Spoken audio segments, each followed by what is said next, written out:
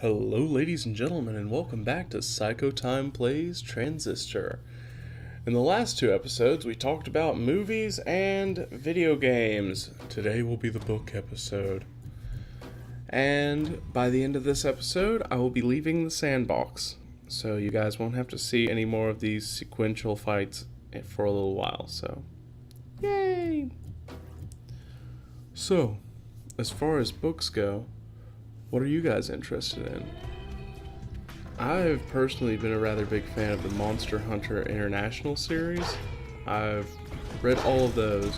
Basically anything by Larry Carrera has just been amazing. And honestly, I can't say support him enough because he does.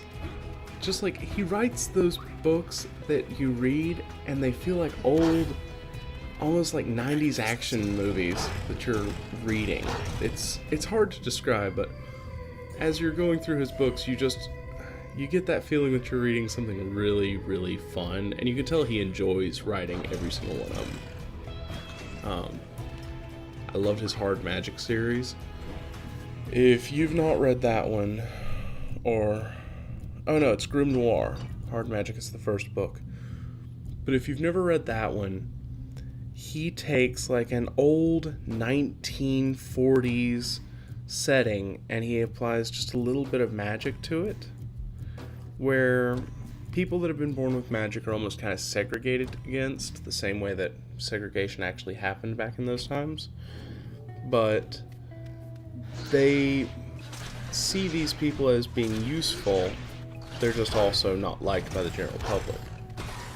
And the main character has honestly one of my favorite abilities from any kind of fantasy, which has always been gravity. And I think that part of what really sold me on that book is the creator really did sit down and go, what all could a person do with gravity powers? And the main character cheats, and I love it.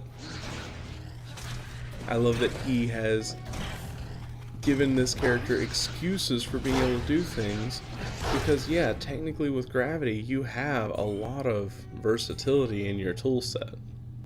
So it's really cool. Read it if you want to hear about like a 1940s detective like jumping through the sky, wielding like a trench gun with one hand, and basically nuking people with like 10 tons of gravity whenever he has to. It is awesome.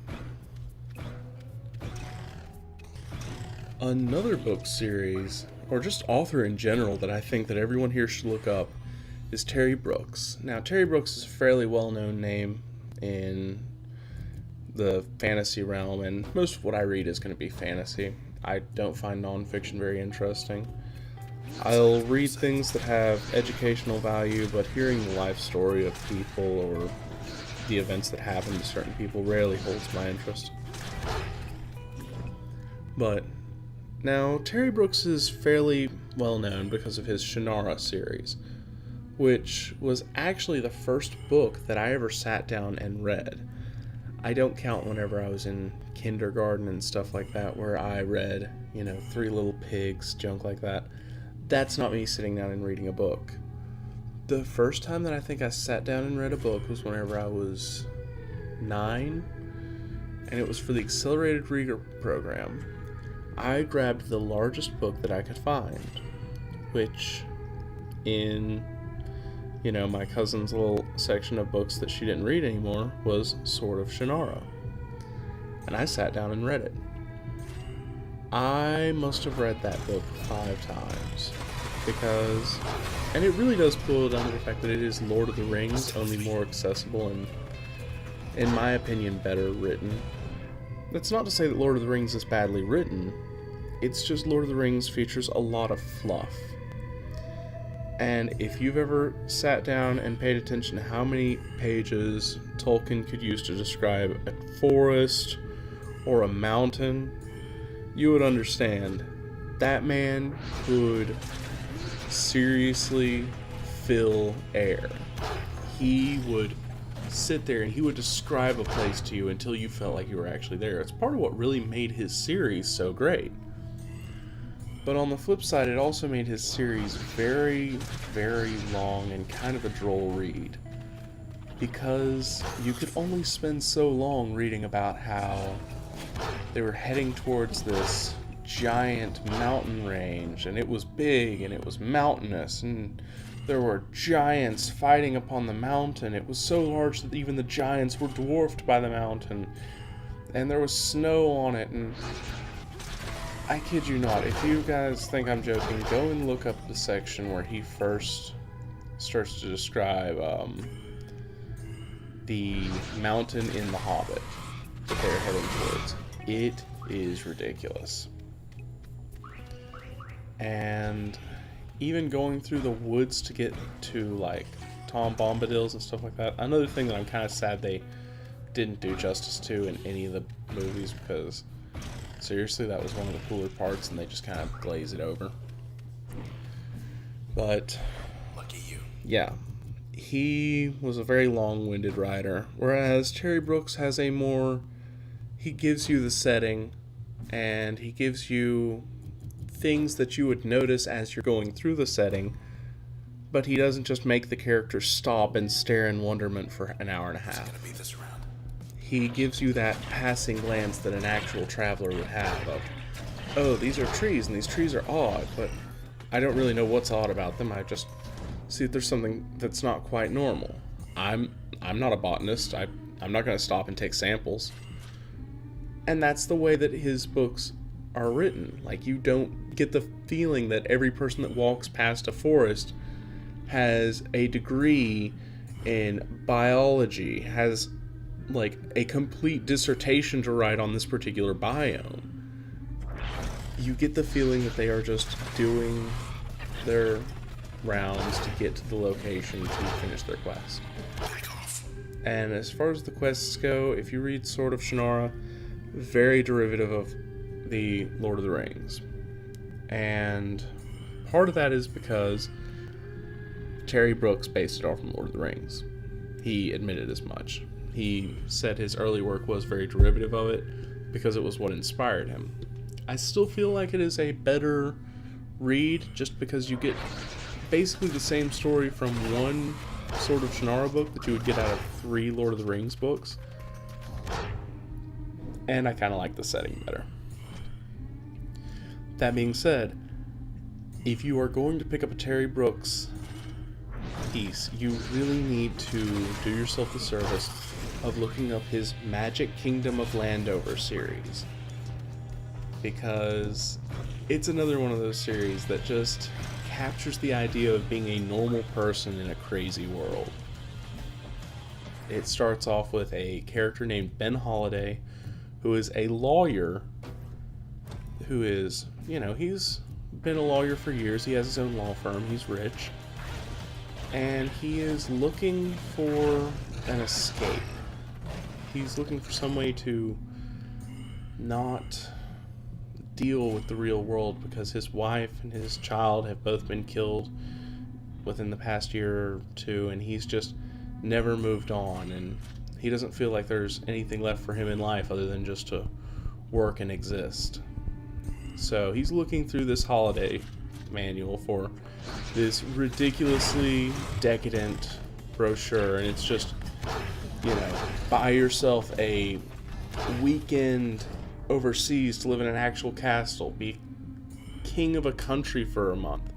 And then he sees one ad that catches his eye, which is Magic Kingdom for sale, real magic, dragons, etc.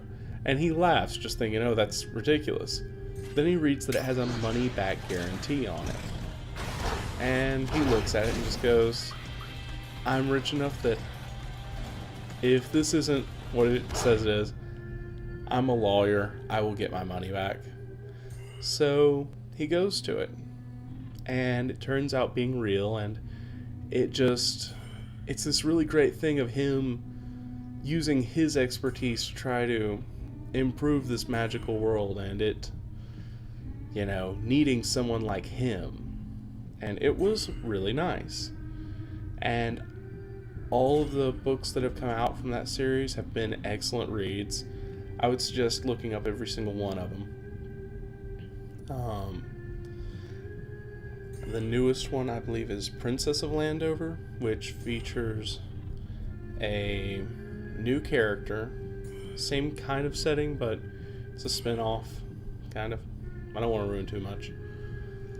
Just look it up. It's good. The characters are charming, the story is amazing, and you'll end up loving more of the villains than you would ever think you could like in a series, because they are all just perfectly written. So, give that a look if you ever feel the need. As far as any other books go, I've been reading a couple of the omnibus from Warhammer 40k. It's one of those series that I've never really gotten into the games as much. I love the setting, though. The setting of 40k is just amazing. Just what we need. The idea of there being a future where humanity is on the brink of extinction, not from, like, overexpansion, not from anything else. Humanity has literally just, like, picked a fight with the rest of the universe and is unwilling to accept the fact that it might lose eventually. And it's kind of a nice idea. It's good to read a series where, although humanity is the main character, the odds are stacked so far against them. There is no humanity will win because humanity is amazing. No, most of the stories in the Warhammer books are very bittersweet. They end with, maybe, humanity didn't lose the war, but humanity took a serious hit in order to claim its little slice of victory. And I like that. So, if you're into sci-fi, I don't have to tell you to look up Warhammer. It's just good to read. Let's see, what else have I got on my list? My shelf over here. I don't think I have too awful much left. I bought a Necronomicon, which is the complete works of H.P. Lovecraft. It's very interesting to read. Being a horror movie and game fan, I can't go by and not have the complete works of the greatest horror author of all time. Which, a lot of people, if they go and read his books, will wonder why H.P. Lovecraft is who I would call the greatest horror author of all time. Because a lot of his things in current age, people are going to read and they're going to say, this isn't scary.